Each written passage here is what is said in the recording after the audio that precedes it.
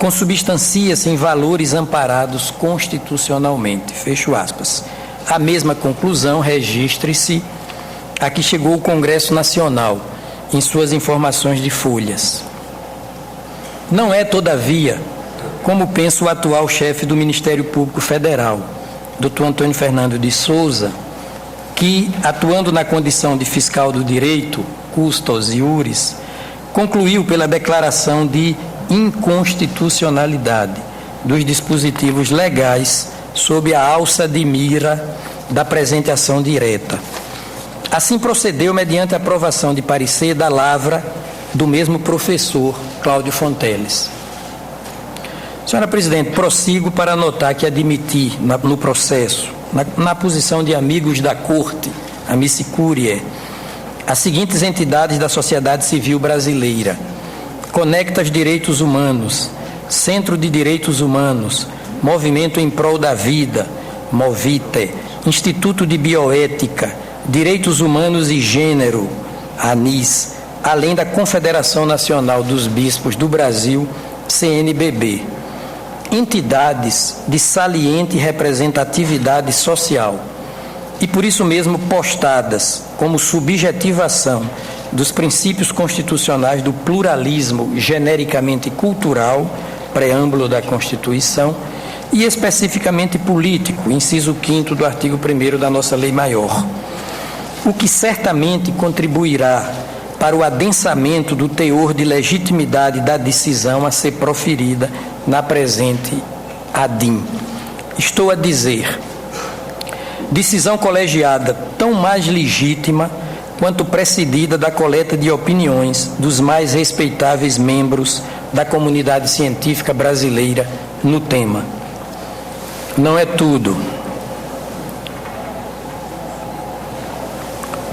Convencido de que a matéria centralmente versada nesta ação direta de inconstitucionalidade é de tal relevância social que passa a dizer respeito a toda a humanidade, determinei a realização de audiência pública. Esse notável mecanismo constitucional de democracia direta ou participativa. O que fiz por provocação do mesmíssimo professor Cláudio Fonteles e com base no parágrafo 1º do artigo 9º da Lei 9.868, de 1999, mesmo sabendo que se tratava de experiência inédita em toda a trajetória deste Supremo Tribunal Federal. E em nota de rodapé eu leio o artigo da lei que dispõe sobre a realização de audiência pública. Dando-se que, no dia e local adrede marcados, 22 das mais acatadas autoridades científicas brasileiras subiram à tribuna para discorrer sobre os temas agitados nas peças jurídicas de origem e desenvolvimento da ação constitucional que nos cabe julgar, do que foi lavrada extensa ata de folhas, devidamente reproduzida para o conhecimento dos senhores ministros desta nossa Corte Constitucional e Suprema Instância Judiciária. Reprodução que se fez acompanhada da gravação de sons e imagens de todo o desenrolar da audiência, cuja duração foi em torno de 8 horas. Pois bem, da reprodução gráfica, auditiva e visual dessa tão alongada quanto substanciosa audiência pública, o que afinal se percebe é a configuração de duas nítidas correntes de opinião, correntes contrapostas de opinião, e que me parecem assim delineadas. Primeiro, uma corrente de opinião, deixando de reconhecer às células tronco embrionárias virtualidades, ao menos para fins de terapia humana, superiores às das células tronco adultas. Mesma corrente que atribui ao embrião uma progressiva função de autoconstitutividade que o torna protagonista central do seu processo de hominização, se comparado com o útero feminino, cujo papel é de coadjuvante na condição de habitat, ninho ou ambiente daquele, além de fonte supridora de alimentos. Argumentando sobre mais que a retirada das células tronco de um determinado embrião in vitro destrói a unidade, o personalizado conjunto celular em que ele consiste, o que já corresponde à prática de um mal disfarçado aborto, pois até mesmo no produto da concepção em laboratório já existe uma criatura, o organismo humano, que é de ser visto como se fosse aquele que surge e se desenvolve no corpo da mulher gestante. Criatura ou organismo, ressalte-se, que não irrompe como um simples projeto ou uma mera promessa de pessoa humana, somente existente de fato quando ultimados com êxito os trabalhos de parto. Não. Para esse bloco de pensamento, estou a interpretá-lo, a pessoa humana é mais que individualidade protraída ou adiada para o marco factual do parto feminino. A pessoa humana, em sua individualidade genética e especificidade ôntica, já existe no próprio instante da fecundação de um óvulo feminino por um espermatozoide masculino, coincidindo, então, concepção e personalidade. Personalidade é qualidade de quem é pessoa, é óbvio. Pouco importando o processo em que tal concepção ocorra, se artificial ou in vitro, se natural ou in vida, também em latim.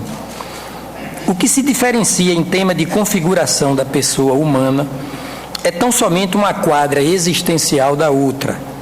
Isto porque a primeira quadra se inicia com a concepção e dura enquanto durar a gestação feminina. Compreendida esta como um processo contínuo, porque é abrangente de todas as faces da vida humana pré-natal. A segunda quadra, a começar quando termina o parto, desde que realizado com êxito, já dissemos, porque aí já se tem um ser humano nativivo. Mas em ambos os estádios ou etapas do processo, sustenta essa primeira corrente, a pessoa humana já existe e é merecedora da mesma atenção, da mesma reverência, da mesma proteção jurídica. Numa síntese, a ideia do zigoto, o óvulo feminino já fecundado, como simples embrião de uma pessoa humana, é reducionista, porque o correto, o certo, é vê-lo como um ser humano embrionário. Uma pessoa no seu estádio de embrião, portanto, e não um embrião a caminho de ser pessoa. A outra corrente de opinião é a que investe entusiasticamente nos experimentos científicos com células-tronco extraídas ou retiradas de embriões humanos. Células tidas como de maior plasticidade ou superior versatilidade para se transformar em todos ou quase todos os tecidos humanos, substituindo-os ou regenerando-os nos respectivos órgãos e sistemas. Espécie de apogeu da investigação biológica e da terapia humana, descortinando um futuro de intenso brilho para os justos anseios de qualidade e duração da vida humana. Bloco de pensamento esse, o de número 2, que não padece de dores morais ou de incômodos de consciência, porque para ele o embrião in vitro é uma realidade do mundo do ser, algo vivo sim, que se põe como lógico início da vida humana, mas nem em tudo e por tudo igual ao embrião que irrompe e evolui nas entranhas de uma mulher. Sendo que mesmo a evolução desse último tipo de embrião, o zigoto, que surge, que eclode e evolui nas entranhas de uma mulher,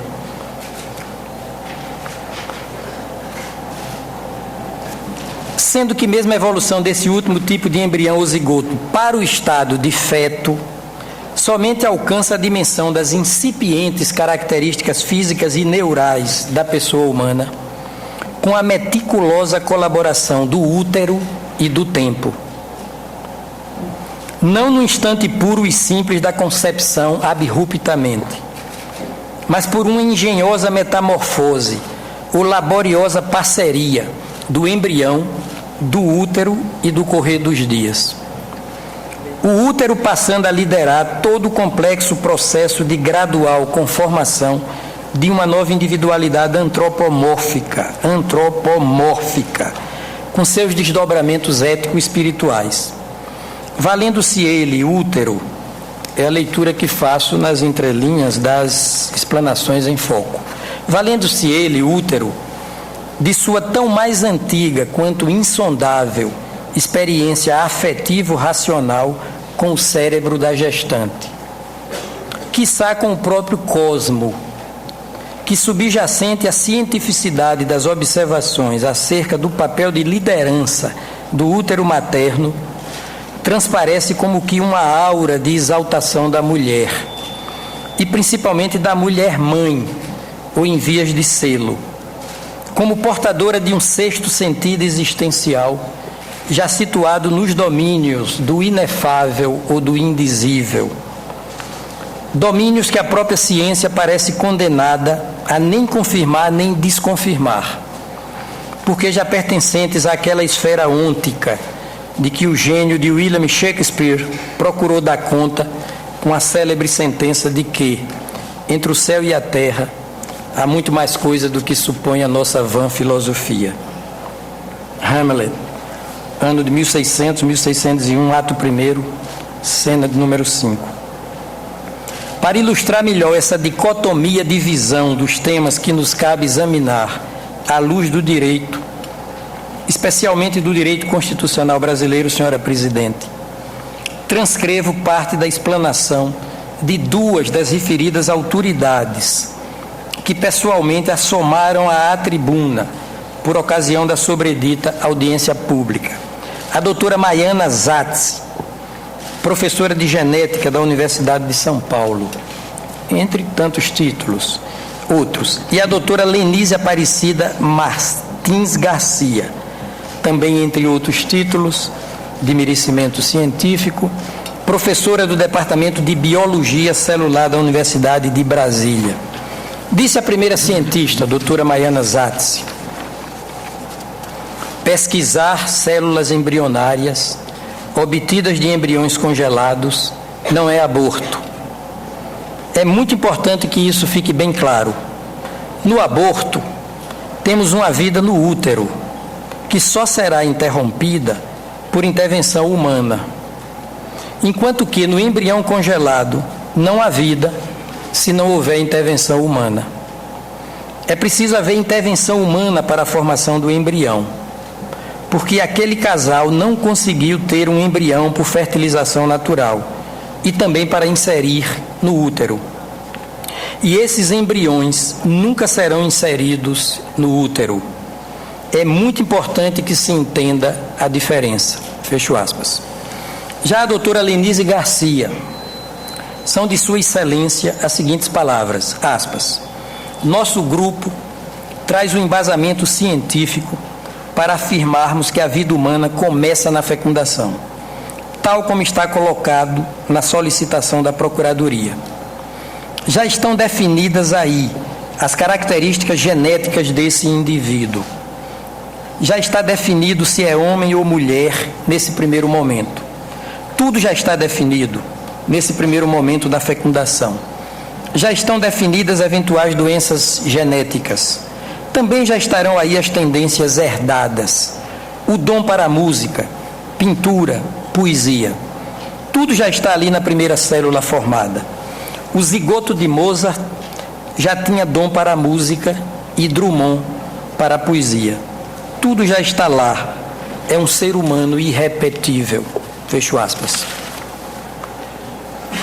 A derradeira, confirmo o que já estava suposto na marcação da audiência, em que este Supremo Tribunal Federal abriu suas portas para dialogar com cientistas não pertencentes à área jurídica. O tema central da presente ADIM é salientemente multidisciplinar, na medida em que é objeto de estudo de numerosos setores do saber humano formal, como o direito, a filosofia, a religião, a ética, a antropologia e as ciências médicas e biológicas, notadamente a genética e a embriologia, suscitando vimos debates tão subjetivamente empenhados quanto objetivamente valiosos, porém de conclusões descoincidentes, não só de um para outro ramo de conhecimento, como no próprio interior de cada um deles. Mas debates vocalizados registre-se em arejada atmosfera de urbanidade e uníssono reconhecimento da intrínseca dignidade da vida em qualquer dos seus estádios. Inequívoca demonstração da unidade de formação humanitária de todos quantos acorreram ao chamamento deste Supremo Tribunal Federal para colaborar na prolação de um julgado que, seja qual for o seu conteúdo, se revestirá de caráter histórico. Isto pela envergadura multiplamente constitucional do tema e seu mais vivo interesse pelos meios científicos de todo o mundo, desde 1998, ano em que a equipe do biólogo norte-americano James Thomson isolou pela primeira vez células-tronco embrionárias, conseguindo cultivá-las em laboratório. Senhora Presidente, é o relatório. Para uso da palavra.